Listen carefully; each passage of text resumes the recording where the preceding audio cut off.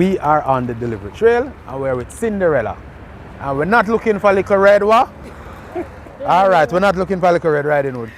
But Cinderella is on the road, going to work. So if we meet her, get it to her, she'll sweat. We're not keep her. Right, Cinderella?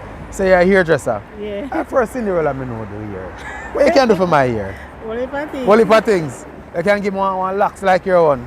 Definitely. I'm not keeping her. She and Scooby apart. So you're big in the cartoon thing though. We're not going to keep you. Thanks for being a good customer. And also, make sure you invite your friends and family to be a part of the thing. Sure. Alright? What you like about our service? I shouldn't even ask you because you're supposed to tell me because my left broke my neck from way around, so come round at one part. Yeah, only part of you got Yeah, because this is far from your house. Yeah, because some people are gone. I tell you. But based on who we are, we aim to please. Also, efficiency is an important factor in what we do. We're downtown, we try to get it done. Cinderella, run before Little Red Riding Hood come. All right. Take care of yourself. All right? Yeah. Have a wonderful day. Likewise.